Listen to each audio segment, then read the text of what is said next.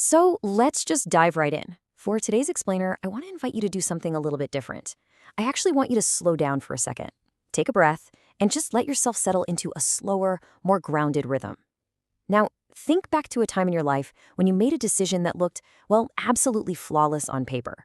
Maybe it was a huge career move, a new relationship, or this grand life plan that literally everyone around you applauded. It was perfectly logical, it was safe, and yet, quietly, deep down inside, it just felt wrong. You know that feeling, right?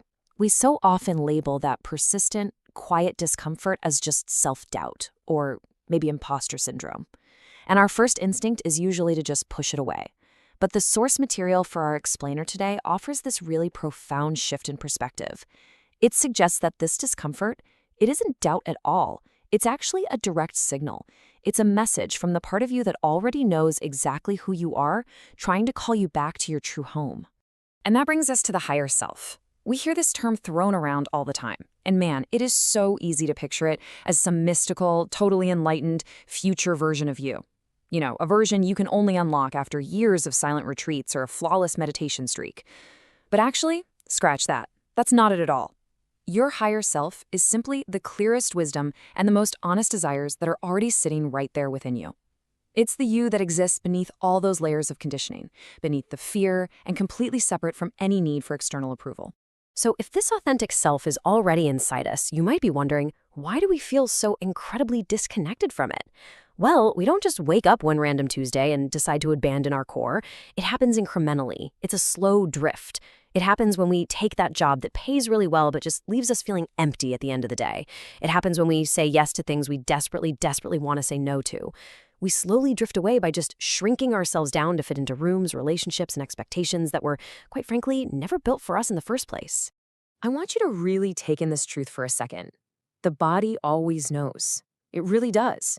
If you're feeling that kind of chronic exhaustion, the type that a full 8 hours of sleep just can't seem to fix, or maybe this vague, constant background anxiety, I want to validate that for you right now. Losing your alignment doesn't mean something is broken inside of you.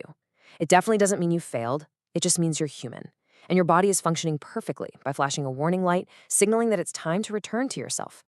I'm going to read through a few common signs of misalignment, and as I do, just see if your body reacts to any of these. Are you chronically drained by activities that are supposedly fulfilling? Are you constantly struggling to make decisions, asking everyone else because you just lack that inner trust? When you finally achieve a big goal, do you feel a fleeting sense of relief rather than actual genuine joy? Are you living primarily for the opinions and approval of other people? Or do you just have this vague, persistent sense of, is this really it? Listen, if you felt a physical tug at any of these, remember, these aren't weaknesses. They are quite literally your internal compass. That brings us to our next section, the return, 4 paths to alignment.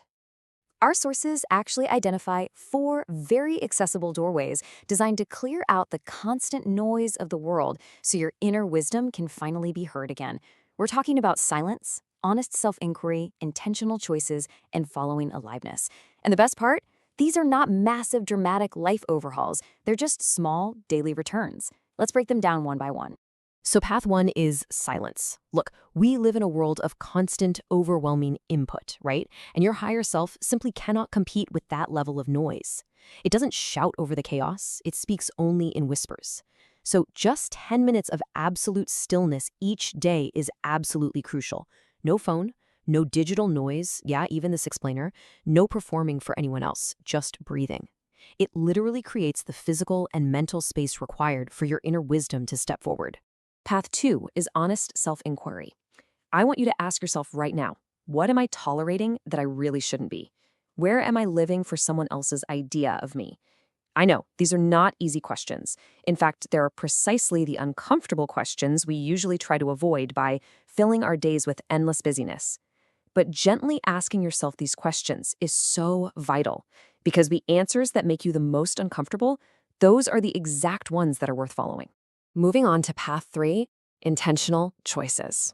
A lot of people think that finding your authentic self requires quitting your job, moving across the world, and just changing your entire life overnight. But it really doesn't. Rebuilding the connection to your higher self begins right here, in really small acts. It's the simple but profound act of saying no to a minor obligation that you just know is going to drain you. It's choosing to honor a small commitment you made to yourself, like finally taking that evening walk, even when nobody else is watching. These micro choices, that's exactly how you rebuild self-trust. And finally, path 4, following aliveness. Think of your higher self as an arrow. And here's a really fascinating distinction from our sources. It doesn't always point you toward what is safe, or what's comfortable, or even what makes logical sense to your friends and family. It points you toward whatever makes you feel vibrantly alive. So pay really close attention to those moments in your week when time just seems to disappear, when you're so fully present that the performed self totally vanishes. Those moments, they are not random accidents. They are the map. Which leads us beautifully into our final section, uncovering the core. This quote brings it all together so perfectly. Alignment is not perfection. It is honesty. You really don't have to have your entire life perfectly organized and figured out to be aligned. You just have to be willing to be honest with yourself. It's simply the process of bravely stripping away those performing versions one by one to finally reveal the brilliant, untangled core that was sitting there all along. Am I living as myself, or as a version of myself built to survive? I just want you to let that sit in the silence for a moment. Let that realization fully land in your body. As we wrap up this session, I want you to notice whatever just stirred within you. Whether it was a profound sense of relief, maybe a little bit of anxiety, or even a sudden, quiet clarity. That noticing, that is your higher self saying hello.